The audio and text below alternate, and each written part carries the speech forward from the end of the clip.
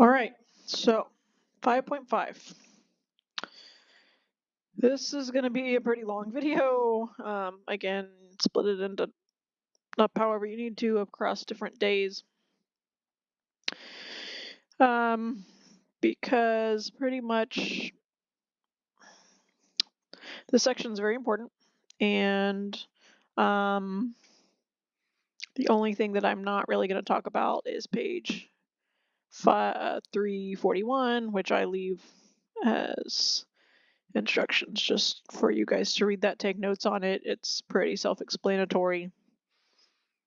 I don't need to really waste my breath on that. I mean, sure, it's useful. I'm not saying don't know it, but you can do that yourself. All right, but 5.5. So up to this point, all we've been able to do is essentially directly use antiderivative rules.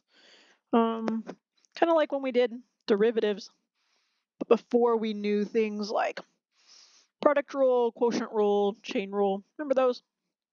Or back when we just had like the basic derivative formulas, right? And so you could like take the derivative of like polynomials or something simple like, cosine x, tan x, cosecant x. Or, rewriting stuff like the square root of x, rewriting it as x to the 1/2, that kind of stuff. But before we knew what product and quotient and chain rule was. Same thing here. Now going the opposite direction, we need to do integrals.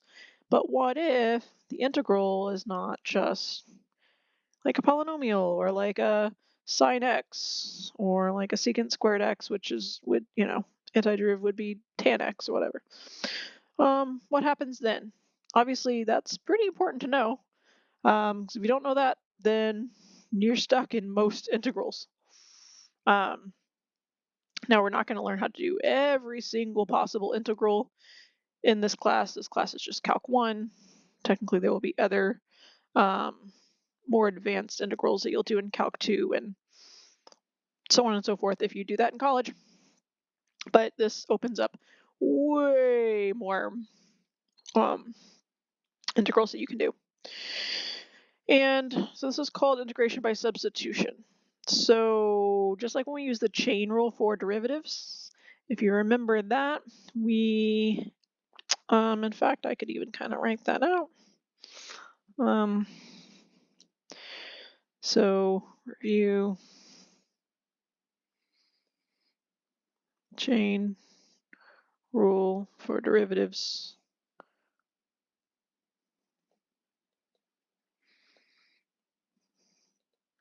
Right. Often we would call an inside function, well, there's kind of two ways that we could do this. We could say, if we had dx of a function inside a function, which sometimes we could write like this, call the inside function g of x, the outside function f of x, and we said that is the derivative of the outside with respect to the inside times the derivative of the inside, right? Or the other way around, right, would be if we used u to mean the inside function. All right, so two different notations. It's the same idea though. So we could say dx of f of u, right? And u represented an inside function that varied with respect to x.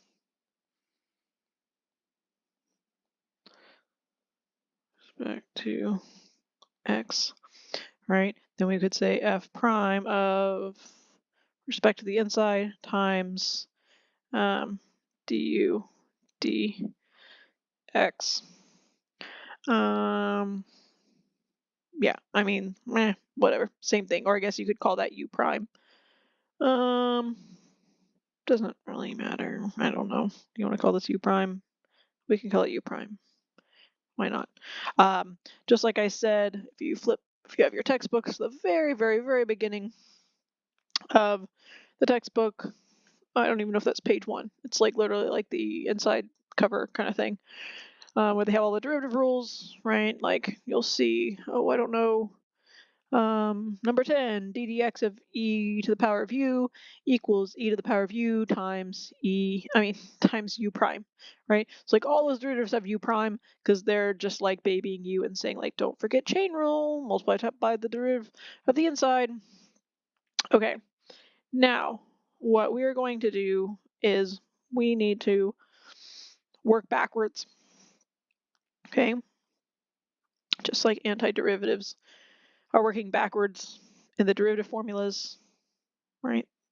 Integrals are basically antiderivatives, just with like little caveats with like, okay, do you have bounds? Do you not have bounds? You have to add the plus c at the end, whatever. So we're working backwards now, right? So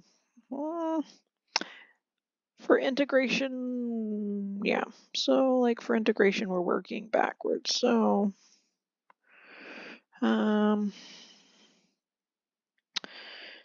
so integration, aka kind of aka antiderivative, right? Works backward, backwards compared to derivatives. Compared, right, to derivatives. That's why they're called antiderivatives, right? So we'd start here and we would go here, right?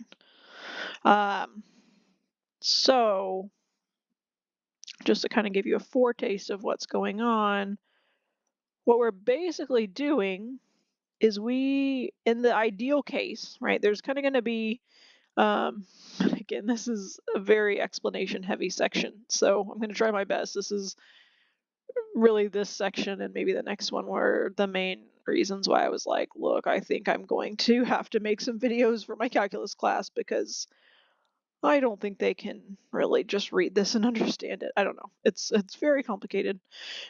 Just the first time seeing it. So you're going to have to recognize a pattern like this and then reinterpret it back in the original form with like f of g of x kind of deal. Which means you're going to have to find this little derivative of the inside here. You're going to have to identify it, or in some cases, you're going to have to use a little bit of like kind of math manipulation to force it to appear. You'll see what I mean.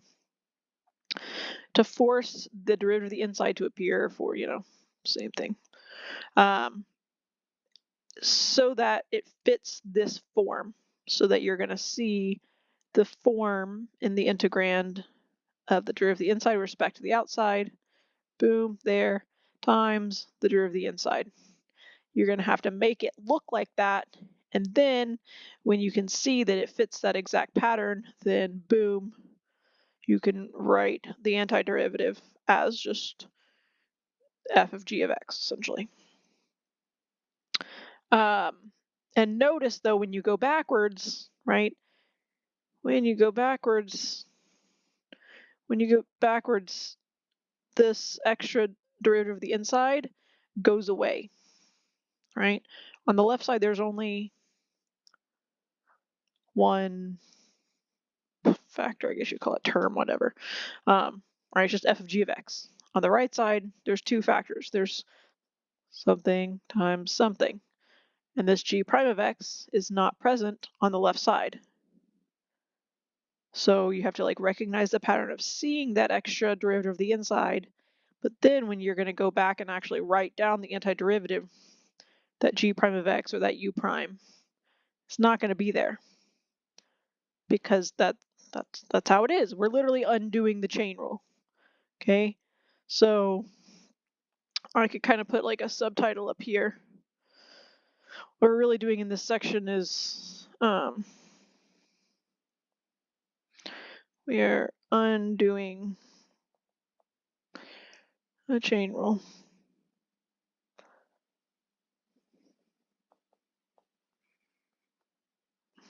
Right. There's not really such a thing as undoing product or quotient rule. There probably like is in some kind of calculus. I don't know. Not in this calculus.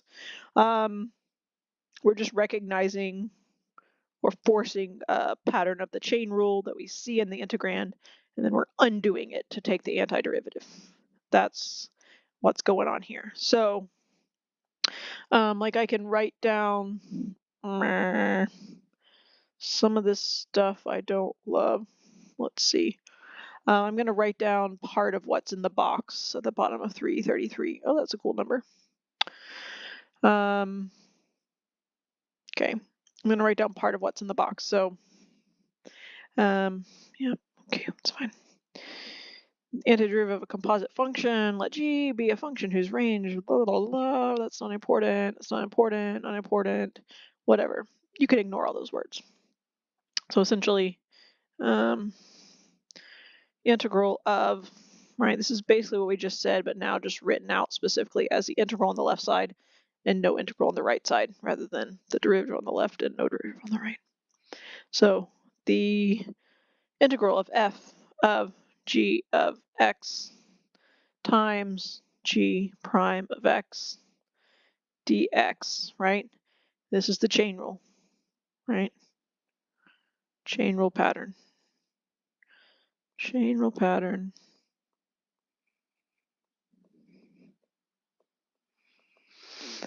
Right? When you integrate that, aka take the antiderivative of it, then that means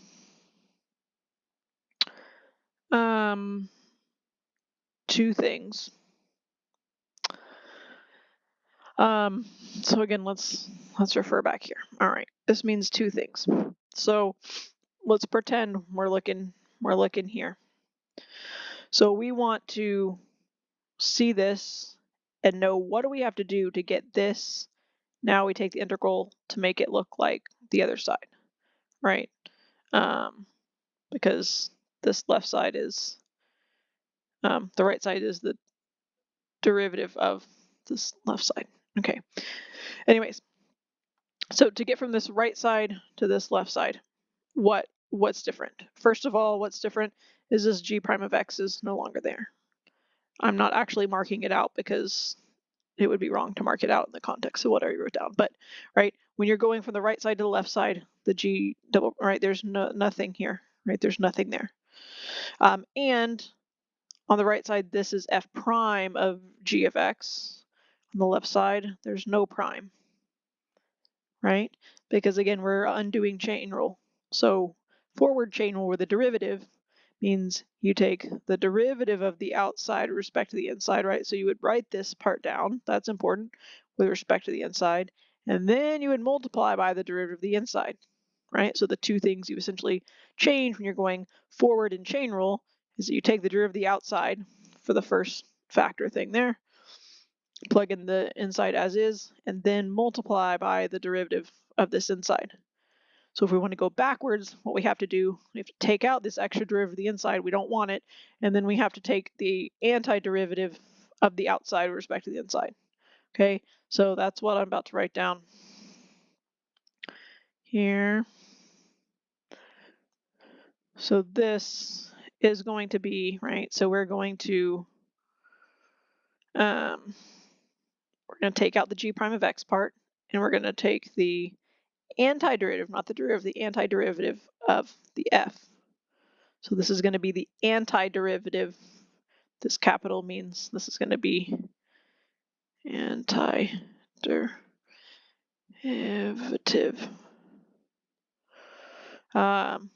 F respect to g of x. I'm taking out the g prime of x, so there's not that left anymore. The The only other thing is that it's an indefinite integral as it's written here. I didn't write it as an a and a b, so I'm adding a plus c because this is for the general, for the what do we call it? The indefinite integral.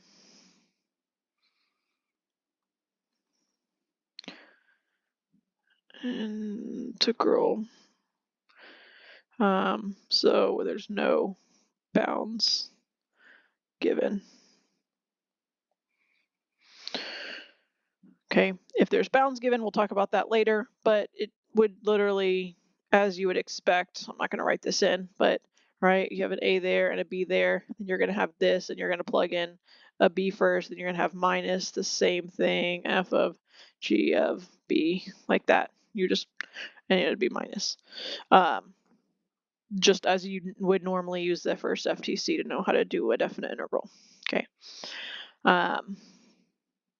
So again, this is where I do wish I was there in person, because then I would kind of like get a read of the room and is this sinking in? As we do more questions about this, hopefully it will sink in more. So if you're still confused, hopefully it will get better. Your confusion will fade over time. But again, basically what we're doing is we need to see that the chain rule has already happened here, right? This is the right, think about it if we went the other way around. If we went the other way around and we were given this, first of all, of course, if there's no bounds, we have the plus c, the derivative of a constant is 0, right? So that would go away, and so there's no extra constant over there. That's why we have to add the plus c. If we took the derivative of this thing, the derivative of the antiderivative is back to the original f. That's how we would get that. And then how would we take the derivative of this composite function? We would say, okay, the derivative of the outside with respect to the inside times this derivative of the inside. We would have to add that in, right? But now we're going backwards. So now we need to already see this in the integrand. Okay, and this is what I'm going to call recognizing the pattern. There's kind of essentially two ways to do these problems. Okay. So two ways to do problems here. Two ways to do these problems. I don't know, 5.5 problems. Okay. The first way is preferred whenever you can do it. And you can do this way most of the time. I would say 85% of the time. On the AP, probably 95% of the time. But you still do have to know both ways, because some problems will be impossible to do the first way. And on the AP, sometimes they will ask you a question such that you have to know how to do the second way, or you cannot do the problem. Okay, so just trust me. But if you can do the first way, great. So the first way, right? So this is the easy, the preferred way if you can do it, if possible. Okay, and I'm not going to go into, we pretty much just have to do examples to show you exactly how to do them. But basically, this first way is I'm going to call it force the pattern. Force the pattern. What do I mean by force the pattern? Force this pattern. Force this thing to happen. Thing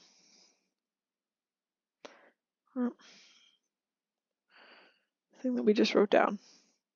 Make your integrand look like this. You just mathematically beat it into submission.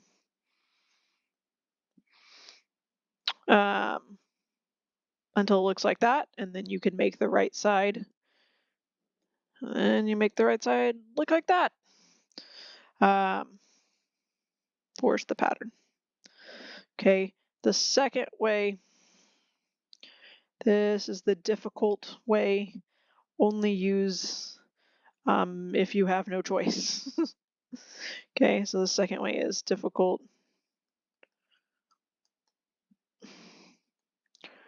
Only use if you can't. Well, now, you can use a second way if you could use a second way every single time. I won't count it wrong. You're just making life harder on yourself. And I've found in the past, I feel like unfortunately the people who can't do way number one, then they get in their head, oh, well, way number two will be easier and it's harder, and they mess up way number two, even on the simple problems. Anyways, so only use if, preferably only use if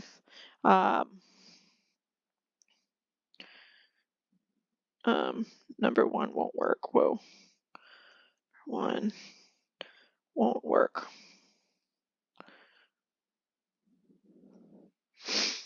All right. That's my suggestion, at least. This is formal U substitution. And this is the part of the class where there's all these, we say U a million times, and then there's like a bunch of puns. And sometimes it's hard to be like, oh, you, ha ha ha. Anyways, formal U substitution. I will show you both ways, but I'm going to wait to show you formal U substitution until we have to use it. When I was your age, I can't remember for sure if it was my teacher's fault / leading, but I think I really pretty much always use formal U substitution. It is possible. You can always use U substitution. But then when I kind of started teaching, and actually, honestly, some of my students the first year were just like, oh, I see your U substitution. I don't need to do that. Look, I'm just going to do it this way. It's faster.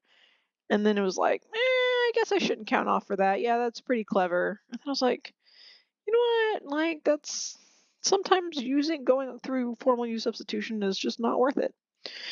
And they even, the book substantiates that as well. So you'll notice on page, top of page 334, example 1 and 2. And I think they even do it for 3. I think the book just does it for 1, 2, and 3. And they do it for her example 7. We're going to skip around a little bit, where they do acknowledge that, yeah, sometimes you can just recognize the pattern, right? Literally, they say example 1, recognizing the f of g of x times g prime of x pattern. Okay, so let's talk about that. All right, so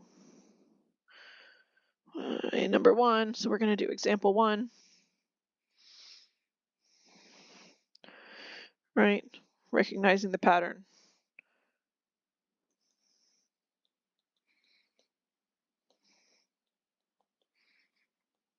Right, so let's, oh, come on. Okay, they want you to do this integral. X squared plus 1 squared times 2x dx. And yes, sure, maybe someone in the back is thinking, I don't know where you're sitting, but maybe someone's thinking, hey prof, you know what? I could square that binomial and also not forget my middle term like a good math student. And then I could just distribute the 2x, and then I would just have like a 5th degree giant polynomial, and then I could just anti-differentiate term by term, bada bing, bada boom, there's the answer. Okay, sure. But if I raced you and you did your way and I did my way, I would be done in about 10 seconds. You might be done in about 30 or 40 seconds if you're fast. So don't do that. Like I seem to be thinking forward to an AP problem, and every now and then they'll give you a problem similar to this where like you could do this like giant polynomial thing out and like multiply it out and all this crazy stuff. But I want you to already be thinking strategically even. Don't think like what's the easiest way I can do this in terms of like not having to even think about substitution or forcing this pattern or whatever. Because like multiplying this out is not worth your time. Like on the AP, they're going to expect you to not be multiplying it out. Like, I don't know, not a second grader, but to not be taking like the long way. They're going to expect you to do it the short way. And so they're not going to allot you enough time to do it the long way. So if you take the time to do this the long way, then that means you're going to run out of time to do other questions on the AP exam. All right. So just do it the way that it's clearly supposed to be done. All right. So first of all, we need to, just like in chain rule, we need to identify what is our U, what is our inside function, right? So identify the inside function, and hopefully you kind of remember back to chain rule when we identified inside functions. I think you got the hang of it pretty quickly. Usually if like some expressions like being square rooted or squared, or there's like a sine of like 3x or something, then it's like the thing that's inside that larger function is usually the inside function, right? So in this case, oh looky here, this thing is being squared. So this is going to be our inside function. You can call it u, even if you're not going to use formal u substitution. If you want to call it u, that's fine. You don't have to write anything. Honestly, I would do this problem by looking at it and writing down the answer. But this is your inside function, right? This would also, if you were doing formal u substitution, I would call it my u, right? Or you could call it your g of x, essentially, or your g of x. I don't know, I have extra parentheses here. Oops. Okay, so sure, that's the inside function. And so again, you're recognizing the pattern. What is the pattern? We need to find, again, the pattern in the integrand we want to see is f prime. Nope, just f. Nope, that's right. F, yeah, that's right. Because we're going to be taking the antiderivative, so whatever. F of f prime of g of x times g prime of x. Okay, so we identified our inside function like this.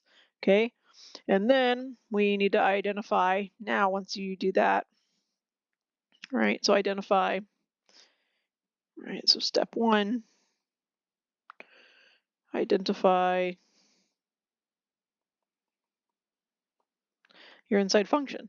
Step two, you need to identify that you have a u prime or a g prime, right? So step two, identify whatever you want to call it, g prime of x, aka u prime, whatever you want to call it, the derivative of the inside function, right? Derivative of inside function. Okay, well, if this is our u, right? So if we're really saying, I don't know, I'm not writing in red here because it's wrong, but I don't know, I need another color, right? So if our u, let's just call it u, if our u equals x squared plus 1, well, we know what our u prime would have to be. Our u prime, actually, instead of calling it u prime, just to kind of set the groundwork for later on, I'm going to call it du dx. Our du dx, the derivative of u with respect to x, what's the derivative of that? 2x. 2x, we know it has to be, right? Has to be 2x. Do I see a 2x up there that's being multiplied into the integrand? Oh look, yes I do. It's already there, right? This is why this problem is actually, even though it may not look so easy, it is extremely easy. it already exists exactly how it's supposed to be, right? It exists exactly how it's supposed to be. So all we have to do, all right. All right, now this is where, again, it's tricky. It's always tricky to explain. So now what do we actually have to do to get to our answer? Okay. First of all, the G prime goes away. Remember? So let's come back over here. I'm saying this thing equals f of g of x plus c, right? That's what our kind of whole thing that we just talked about is. So what needs to happen, right, is that essentially, and again, I hope me making these marks are not going to confuse you, because obviously, like if I say, okay, we're going to cross out the g prime of x, I'm not crossing it out in the integrand. I hope you understand what this means. I'm crossing it out because it does not appear in the final answer, right? It does not appear in the final answer. And we need, right, whatever we were given here, whatever our outside function is here, we need the antiderivative of our outside function, right? So we need the antiderivative, right? Right, so we need to take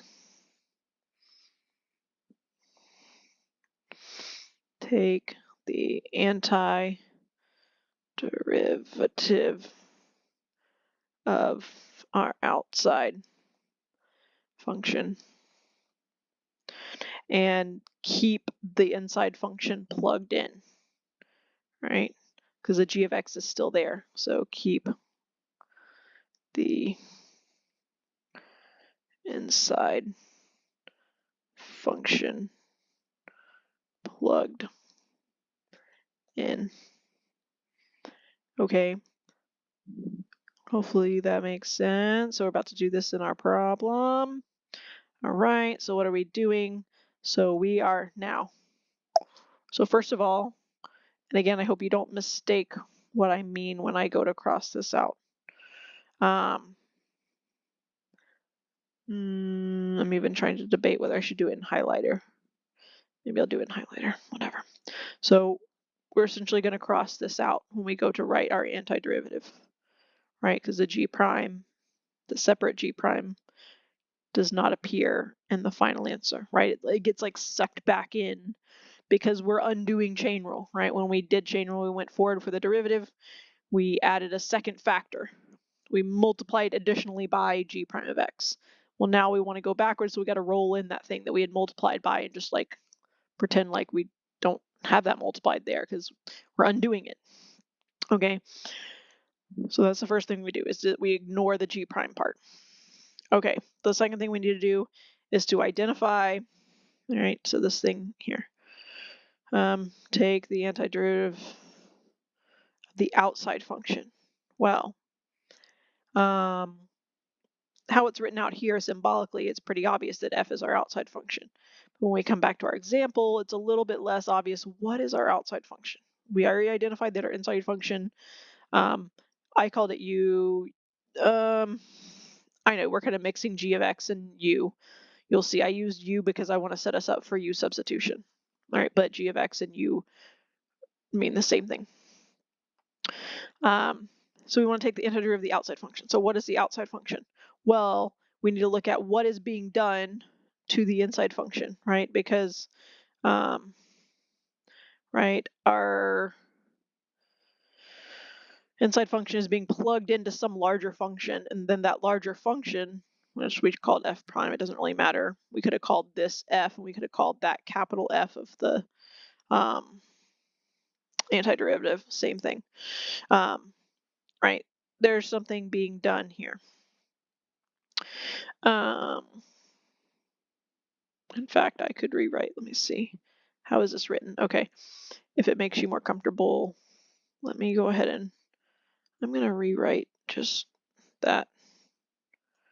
I'm going to rewrite this as just a normal f, and I'm going to rewrite this, therefore I'm going to rewrite this as the antiderivative. It means the same thing, it's just all in relation to each other, right? If you take the antiderivative of f, you get f, capital F. If you take the antiderivative of f prime, you get normal f. But I'm just going to rewrite that to be consistent with what's above, and I think I might confuse you if I have that written as f prime in there instead of just an f. Okay, so our outside function, let's just call it f, so we don't have to do the weird prime thing. So our outside function. So what is our outside function? Okay, so identified those two things, and then we need to identify our outside function f of x. Okay, so what is our outside function? What is being done to our inside function, right? Essentially, what is being done to the inside? No, that's not what I asked for. Inside function. What is being done to the inside function? Well, look here, right? Just go back to, again, the idea of BLOP. Remember our good old video? I still haven't showed you that video. It's okay. I usually show it at the end of the year, right? What is being done to this thing, right? So let's come out here. I don't know. I'm going to just take this part. Whatever. Okay. So, and I don't care what's inside here, right? BLOP is being squared, right? And that BLOP, actually, I could be more specific, is our g of x or our u. It doesn't really matter what we say. I guess I'll use u. Doesn't matter. aka g of x. It's being squared, right? So that means our outside function f of x is BLOP squared, right? Remember, we used this kind of terminology when we did chain rule, right?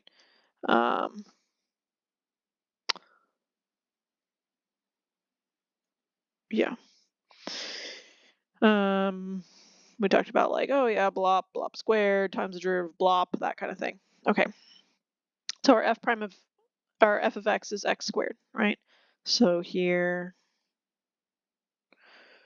our f of x equals x squared.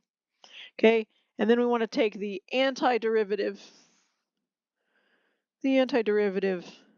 of f, not the derivative, the antiderivative, right? Because we want to go from, right, we want to go from an f to this thing, and this again is the antiderivative, right? Antiderivative. Okay, so fourth thing here. I feel like this sounds like super complicated explaining it. I mean, calculus is pretty complicated just by its nature, but at least most of you, I think, will get the hang of it pretty quickly. So we're going to take or find, find antiderivative of f of x. Then we're going to plug in u, aka g of x, and then add a c, right? Plug in here, plug in g of x, aka u, and then add a plus c. Okay, so all that writing, but what we're going to do, right, we're going to come down here. Let me see if I can rewrite this. So I'm going to rewrite this. X squared plus 1 squared times 2x dx. So that's all equal to, right, the antiderivative of, oh, hold on, let me write this out first. So the antiderivative of f of x. So antiderivative of f of x, right? Antiderivative of that, right? Reverse power rule. So increase the exponent of x by 1, divide by the new exponent, right? But again, x is like our blop. So then we're going to plug in our g of x. So f of g of x is equal to our g of x from up here, or the same thing as our u. Is this thing x squared plus 1. Whoa, no, stop. So our x squared plus 1. So x squared plus 1. Plug that in for x. Now we cube it, divide it by 3, and then we're going to end up, then all we have to do is add a c. Right, so now we're going to do a plus c over here for our final answer. Oh, come on. Okay, so this is equal to, here comes our answer. Our x squared plus 1 to the third over 3 plus c. Right? Right. Plus c. That's the answer. Right? And when you get good enough at recognizing the pattern, if I saw this, immediately in my mind I would go, great. Nope, that's not what I wanted. Immediately in my mind I would go, there's u, derivative that's 2x, boom, there's my 2x, perfect, don't have to do anything. Outside function is blop squared, so antiderivative blop squared is blop to the third over 3, plug in my inside function, add a c, done. So like all that writing out and like, whoa, prof, these are going to be so long. Nope. Literally for that problem, I would expect you to be able to just write down the answer with no work shown. Compare that to having to even just FOIL it out all the way and do all the antiderivatives separately. That would be a nightmare. And that's it. Okay, moving on. Like the next, in fact, I might skip one or two of these. Because literally you should be able to just, I mean, that's what it is. It's recognizing the pattern. And some of these are literally already set up in the pattern. So I'll talk through very quickly example 2, but then we're going to move on to harder ones. Maybe you guys can help each other if someone's still confused. Example 2, right, is integral 5 times e to the 5x dx. Again, first question is what's your inside function, what's your outside function? Inside function's 5x. Derivative of inside function, derivative of 5x is 5. Boom. You already have the derivative of the inside function present there. The 5 is already there. Perfect. All right. Outside function is e to the blob, right? What's the antiderivative of e to the blob? Same as what the derivative of e to the blob is, only for that function. It's special, right? So antiderivative of e to the blob is e to the blob. So in your final answer, all right, you're just going to have e to the blob. The times 5 thing goes away, right? The g prime goes away. Then you just add a c. So your final answer is e to the 5x, all plus c. Done. That's it.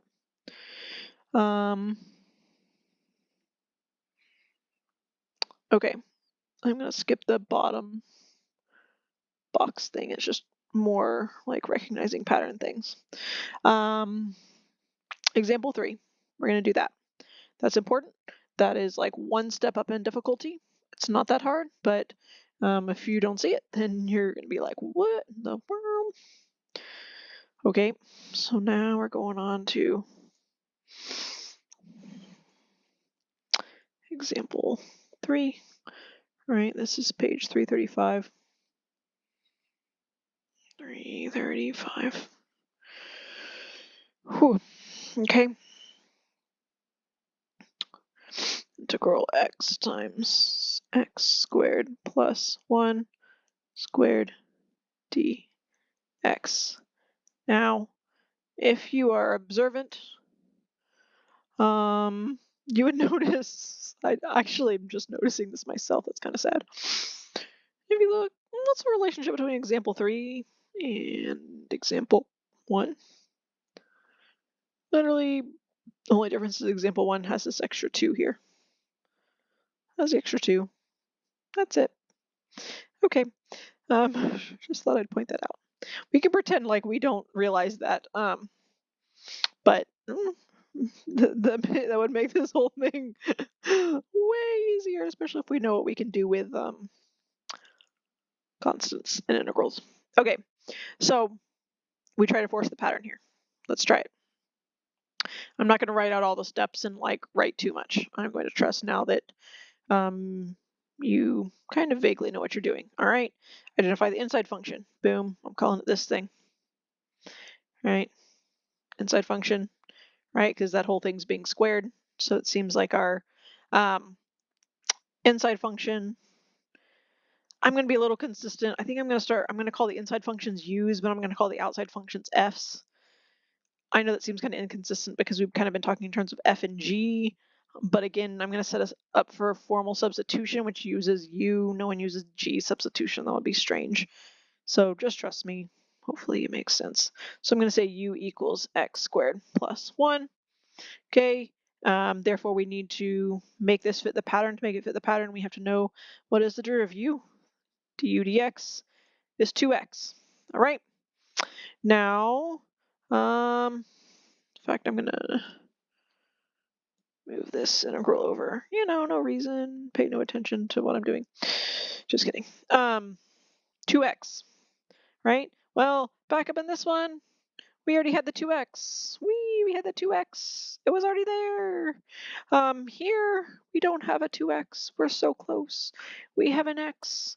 But see, the difference here, it's only different by a constant multiple, right? What we need and what we have right? It's only different by a constant multiple. So what we need and what we have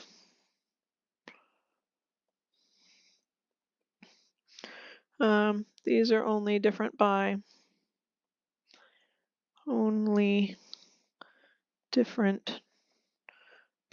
a constant multiple, not like a constant like plus something or minus something, but times something, which could also include dividing by something, because multiplication, is like division's like multiplying by the reciprocal. Okay, only different by a constant multiple.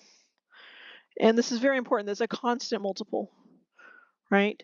If what we needed was 2x and we had a 2, or we had a 3, or I don't care, or we had an x to the 5th, we would have a problem. We'd have a big old problem. In fact, either we would have to do some fancy U substitution, or I think that would actually work out in that case. But it's some of these problems, well, I don't think in this section, but it's possible that you would get to a problem and it's just impossible. I don't think 5.5 has impossible problems. I think 5.7 has a couple impossible problems. Impossible meaning you can't do it with the tools that we know in algebra and calculus 1. Okay, constant multiple, right? So the power of x is the same, but it's just, right, what we need is x times 2. What we have is x times 1. Constant multiple. Okay, well, what we can do, we can kind of cheat the system. Okay, so you might be thinking, okay, so how can we, bippity boppity boo, magically transform an x into a 2x? Well, in a perfect world, I can multiply it by 2. Can I just do that? No, I can't just do that. And it's not algebra, it's not an equation, so it's not like you can like multiply both sides of something by 2. There's only one side here. It's one expression. We're trying to rewrite this expression to solve what this indefinite integral is equivalent to. But we could, if we multiplied by 2 and then multiplied by 1/2, that's the same as multiplying by 1, right? So if those are only different by a constant multiple, you can multiply essentially by two numbers, essentially a number and its reciprocal, so that it's like you're multiplying by 1. So if these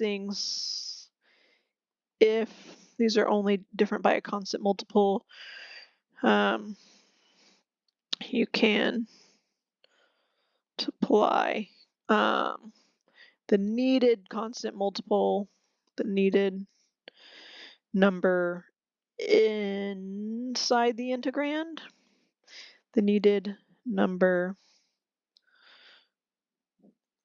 inside the integrand,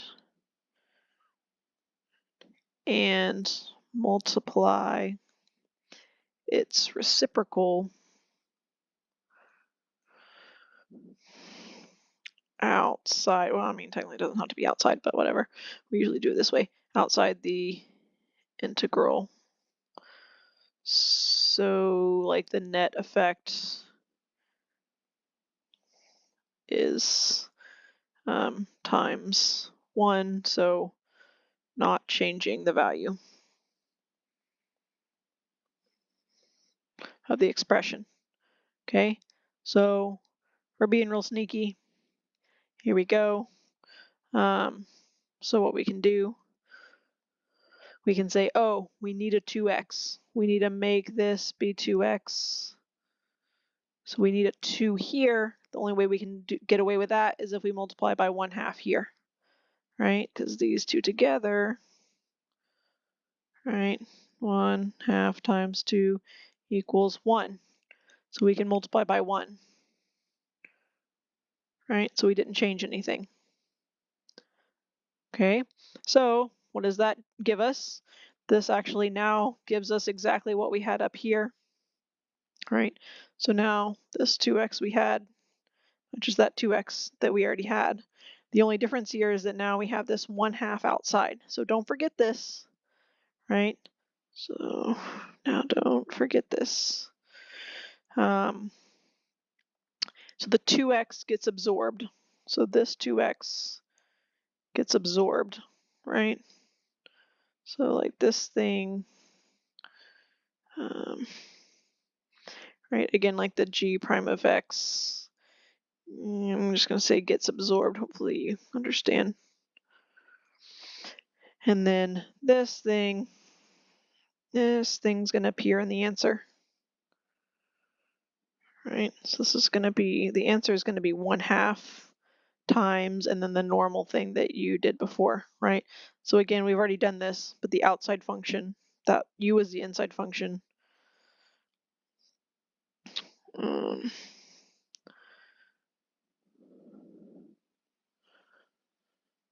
Right, the f of x, just the outside function, right? What's being done? What's being done to our inside function? It's being squared, right? So it's blop squared. So f of x is x squared, or blop squared. Antiderivative of blop squared is blop to the third over 3. So actually, I'm not going to write this. I don't want to write this in red. I'm going to write this in black. So 1/2 times x squared plus 1 to the third over 3 plus c. You could just be a little bit nicer and combine the 2 and the 3 and just say x squared plus 1 to the third over 6 plus c. That's it. Okay, so this is what you would call, this is what I would call forcing the pattern, right? So that's like this one up here, I called it recognizing the pattern, right? Whoop, nope. So this is like forcing the pattern, right?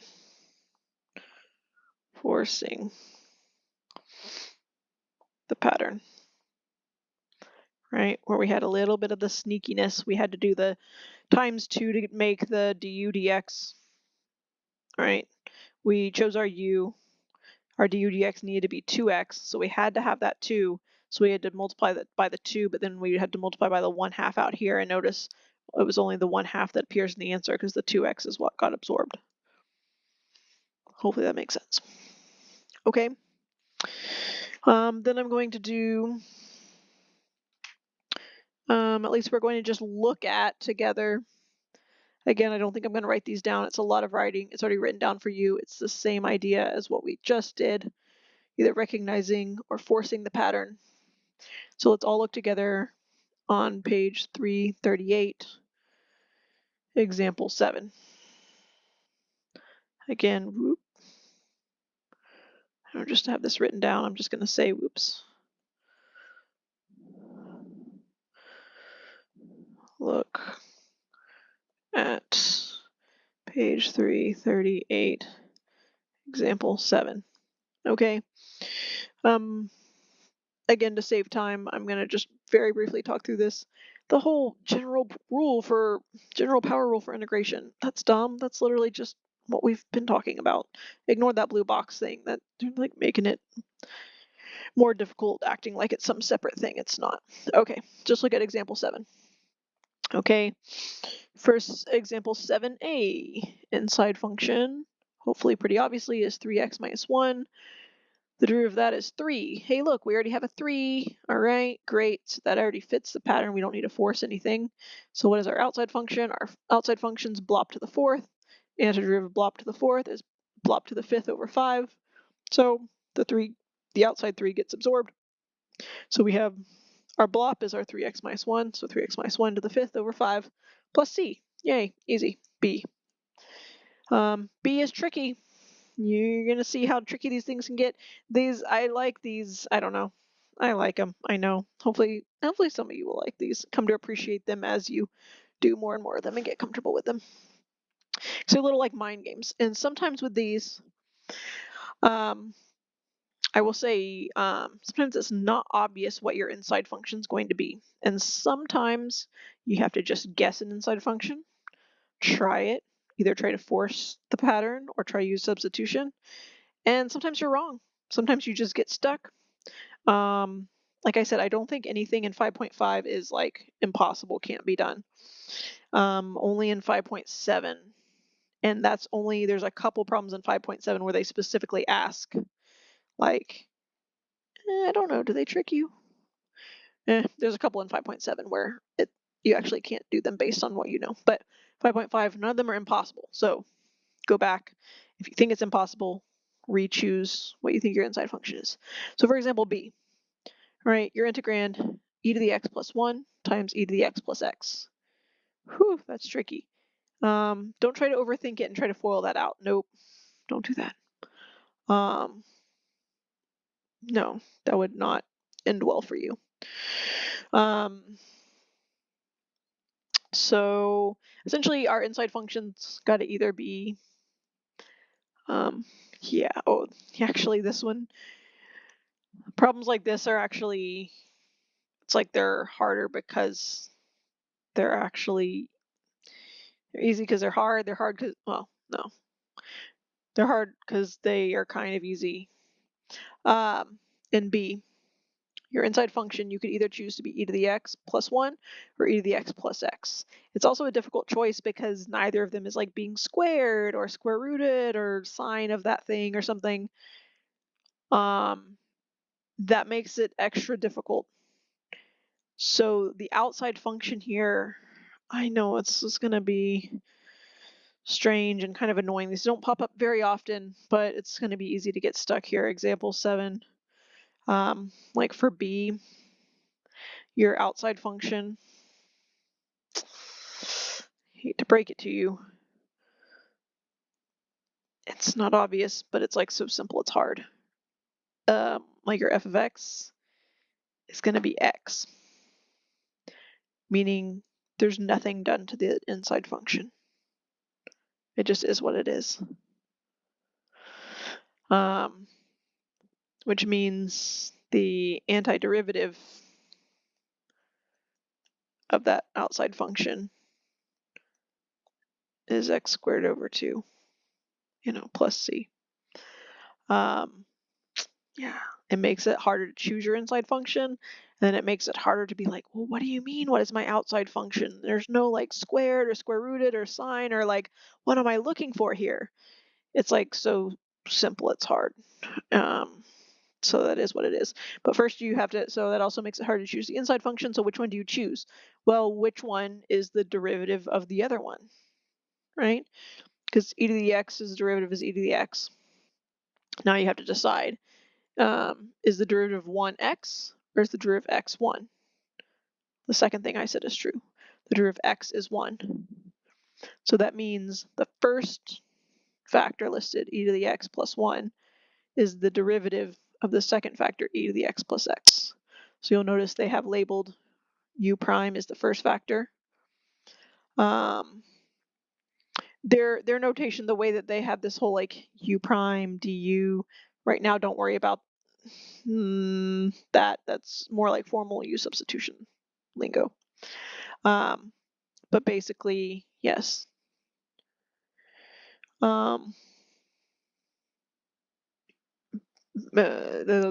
Yeah, so e to the x plus 1 is your derivative of your inside. Notice that they actually changed, I don't like how they really set up this problem. They changed the order of those two factors when they wrote it after the equal sign. So e to the x plus 1 is the u prime or the g prime or whatever you want to call it that goes away. The e to the x plus x is your inside function. What's being done to the inside function? Well, really nothing. That's why I said f of x equals x here. The antiderivative, this is what we just wrote down, the antiderivative of x is x squared over 2. So we take that e to the x plus x, we square it, divide by 2, add a plus c. So that's probably one of the problems that it's actually fairly difficult, even though it's like kind of easy. Okay, c. That's very straightforward. Inside function is pretty obviously x cubed minus 2. The derivative of that is 3x squared. Hey, look, we have that right there already in the integral. So 3x squared goes away. Okay, what's the outside function? What's being done to x cubed minus 2? It's being square rooted, so that means like blop to the power of 1/2. What's the antiderivative of blop to the power of 1/2? That's blop to the power of 3/2 over 3/2. If you want to write it 2/3 times blop to the 3/2, same thing. So we take our blop, which is x cubed minus 2, raise it to the 3/2 power, divide by 3/2, add c. Done. D. All right. This looks weird. But again, you just have to not freak out and think about rewriting this thing, just like you did for like derivatives. Okay. So in D, the bottom has something being squared. So most obvious choice, hopefully you would come to for the inside function. 1 minus 2x squared is your inside function. Okay, if that's true, what's the derivative of 1 minus 2x squared? Is negative 4x. Oh, hey, look, that's what's on top. Seems like you followed the trail of breadcrumbs successfully. Negative 4x. That's already u prime, so u prime's already perfectly in there. So now, great, it's already in there. We don't have to force anything, so that u prime is going to go away when we do the antiderivative. Again, now we ask ourselves what's being done to the inside function. Now be careful. Be careful. It's in the denominator being squared. So overall, that means the inside function is being raised to the negative 2 power. Okay, so the outside function is actually blop to the negative 2. You can still use power rule on that. Be careful, you're adding 1 to the exponent. Adding 1 to a negative 2 is a negative 1. So you're saying blop to the negative 1 over negative 1, your blop is 1 minus 2x squared plus c, right? Because the negative 4x goes away. You can rewrite it because it's to the negative 1 power. You can rewrite it as 1 over 1 minus 2x squared plus c. Okay, E. Okay, again, in E, this one's fairly obvious, but some of them, these are kind of fun. This is why I'm a little bit sad that this is the part of the year that I'm missing for having a babe, but it is what it is. Like if you look forward into your homework, like 61, 63. Yeah, mostly those two. Like where they have especially the trig stuff. Sometimes it's not super obvious what to choose as your inside function. And sometimes you can actually choose either one and it can work out. And what's really interesting about those is that if you choose different inside functions and then your answer looks different depending on your choice, but using like trig identities, it's actually the same. I don't know, that's just very satisfying mathematically. So it's very interesting. But okay, so for E, there actually really is only going to be, I think, one way forward to do E. So E, you have cosine squared x times sine x, right? Well, there's something being done to the cosine x. It's being squared, right?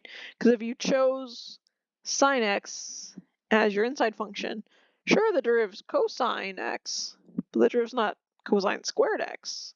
So what are you doing with that extra cosine x hanging out there? You're stuck. So you can't make your inside function sine. You have to make your inside function cosine in that case.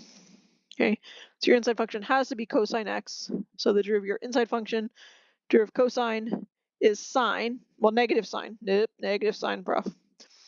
So negative sine. Now, so this is one where you technically do have to force the pattern, but it's not that difficult.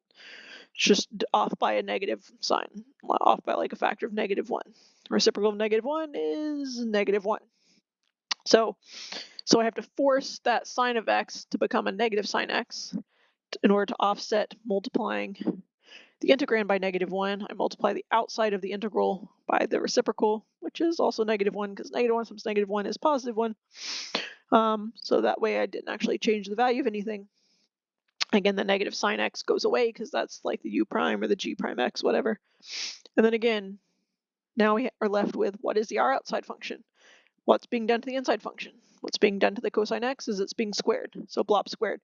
What's the antiderivative of blob squared? Is blob to the third over 3. The negative from the outside of the integral carries over to the answer. Make sure that happens, right? Whatever we modified in the integral to force the u prime, right, that gets, absorbed back because that was just the result of our chain rule. We're undoing that. But the negative from the outside of the integral appears in our answer. So we have negative cosine x cubed over 3 plus c. Okay, hopefully that makes sense. What did I want to do next? This is a very long video. I might switch to a new video just so I don't have like one video being like super long. Did I already do example 3? Yes, I did. I already did example 3. So the next thing I'm going to be doing,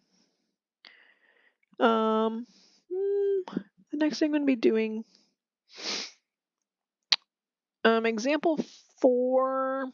I don't think I'm going to even write this down, but I'll just say this on this video because now starting on page 336, the textbook formally titles this change of variables, which is what I'm calling formal u substitution.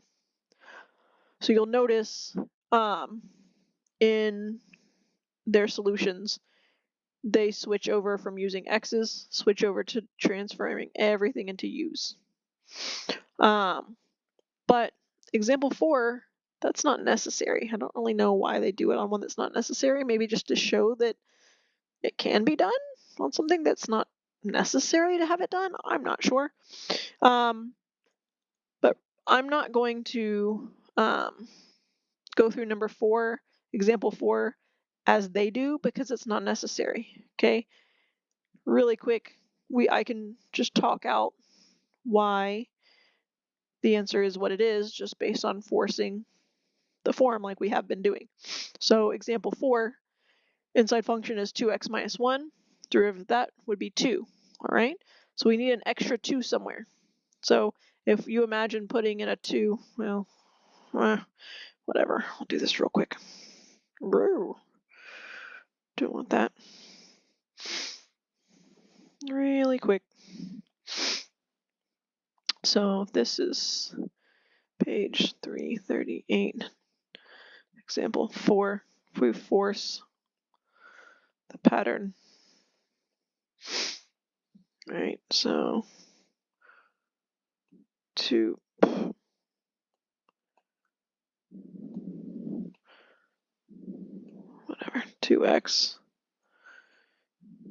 minus 1 dx. Okay, so again, this is our inside function. U equals 2x minus 1. Don't know why those extra dots appeared. So our du dx is 2. And you'll notice that they actually wrote that out kind of in their first couple lines of the solution thing, right? But we can still make this force the pattern because our du dx that we need is just a 2, which is a constant multiplier different than the implied 1 that we have in front of the square root. So if we need a times 2 here, right? So we just need that times 2 here. But then we multiply by the 1/2 here. So again, 1/2 times 2 is 1. So we can do that. It doesn't change the value of it. So then we would just go right to the answer. Now our outside function, let's also mention what that is, right? Our outside function is, right, what's being done to the inside function is just being square rooted, right? Is the square root of x, square root of blop, which is the same thing as, right, x to the 1/2, right? So we have, and the antiderivative of the outside function, therefore, is x to the 3/2 divided by 3/2, which is also the same as, if you just want to write it like this, 2/3 x to the 3/2, right? So over here, now, super important, right? This outside 1/2 comes over here. The 2 is what gets absorbed, okay? So we have 1/2, okay? And again, we have blop to the 3/2 over 3/2. So blop, blop, that's our u to the 3/2 power over 3/2. And looky there, that 2 and that 2 actually cancel. Plus c. So you can just divide it by 3. They write it as 1/3. Doesn't really matter. If you want to do like the square root and the power 3, not a big deal however you write this. 2x minus 1 to the 3/2 over 3 plus c. It's good enough, right? So they go all the way in terms of u's and then plug in. Essentially all they're doing is they're doing what we did, but they're just like writing u every time and then plugging in blop, plugging in the inside function at the end. I'm going to teach you formal u substitution in a second. But actually, let's see, there's one more that we can do, really even 2 more. I might go ahead and keep this video going so we can do ones where you can still force this. So example 6, you can still force this. Again, they are like really hitting hard this u substitution thing when you can still actually force this thing.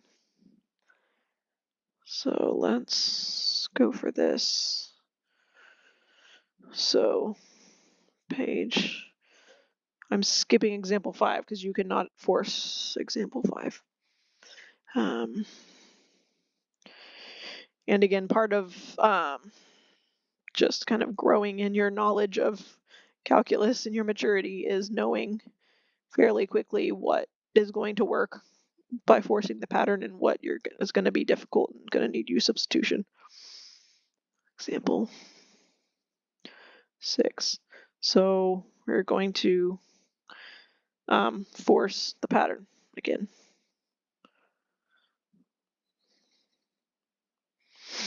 Right.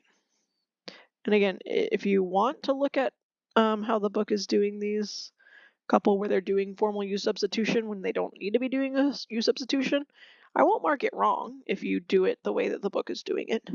Now, obviously, the reverse is not true. If you have to do formal U substitution and you think you can force it and you try to force it, you're going to be wrong. So obviously you can't do it that way. But technically every problem you could do with formal U substitution. Okay, it would just not be wise of you to try to do it when it obviously is not needed. Okay, so integral. We did this one like this, similar to this, without the extra 3x's in the example 7 thing. Okay. Again, you're stuck with the problem. I got sine, I got a cosine. You know, generally speaking, now like if the sine was not squared here, you actually, this would be one where you could choose either one. You could choose the sine 3x to be your inside function, or you could choose the cosine 3x to be your inside function.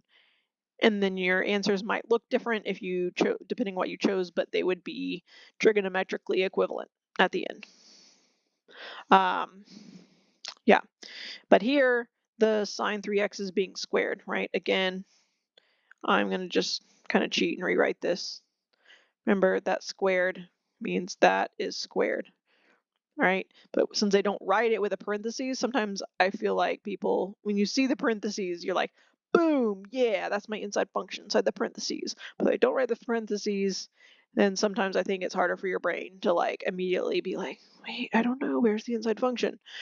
But okay, so writing it like this probably makes it even more obvious, but the thing that's being squared is going to have to be your inside function. Because again, if you choose the other way around, you'll end up realizing, hopefully, that you're wrong, because the derivative of cosine 3x would be negative sine 3x times 3. So you could deal with the negative 3 thing, that's fine. You'd have the sine 3x, but then you'd have an extra times another sine 3x.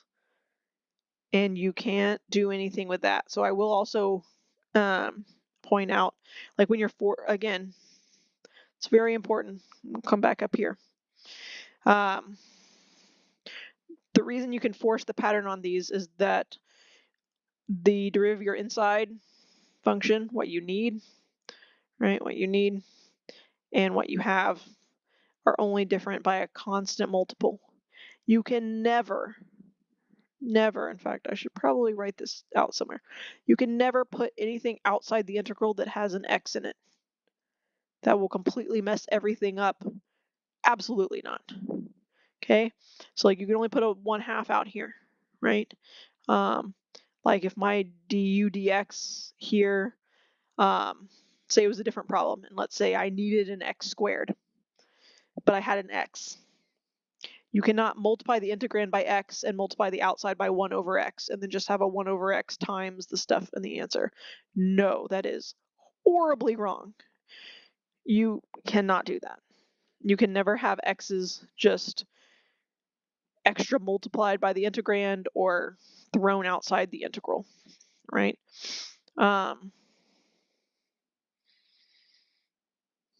So maybe like way over here, right? Side note. You can never put anything with an x outside the integral. Never put any expression with an x outside the integral, right? Again, that goes back to the only way you can force a pattern is if the only thing that's like different in what you need and what you have is that it's multiplied by a different constant, right? If it's multiplied by a different power of x or like missing something to do with x, at that point, that's where you would say, hey, I have to do formal u substitution. That changes everything. That's why if you look quickly at example 5, the inside function appears in example 5 on page 336, the inside function appears to be 2x minus 1. So therefore, the derivative of that would be 2, but you have an x. You need a 2, you have an x. You're stuck. End of the road, buddy. You can't force the pattern there, okay? All right, so real quick, so this one you can force the pattern, and then I'm gonna stop this video and start a new video full of where you have to do u substitution and what that looks like. Okay, so forcing the pattern again. Here, this thing has to be your inside function, right? So our u is sine 3x. Du dx, this one's kind of unique in that it's kind of like a double chain rule thing. The derivative of this thing, this u has an inside function to itself. That's okay. You just do what you know you know what to do, right? Derivative sine blop is cosine blop. And then all of this times the derivative of the inside, right? Chain rule, warning, warning, don't forget what you've learned. Chain rule. Okay, so this whole thing is what you need, right? So this whole thing is what you need. What you need, right? Well, what do you have? This is what you have. What you have, right? What are they different by? A factor of times 3, right? They differ by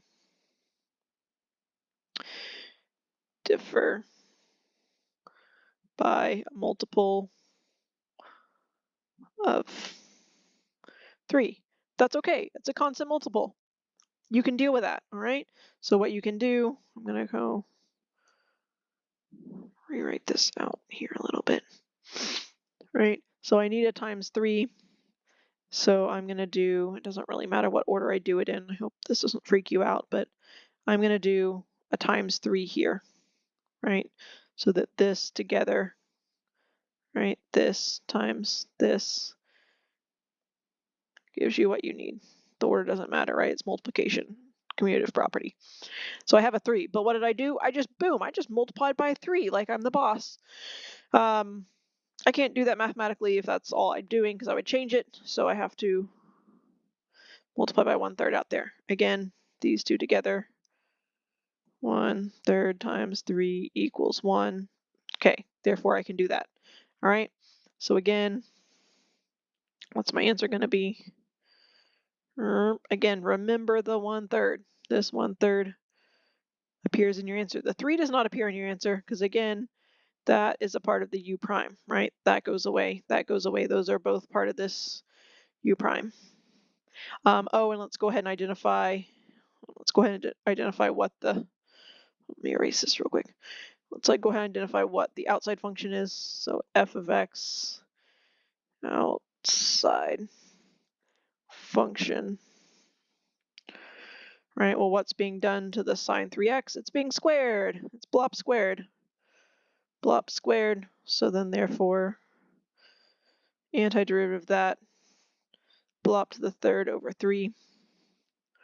All right, so now take this down here, just shrink it a little bit so you can see it. Okay, so I got the 1/3. All right, so this whole thing equals 1/3.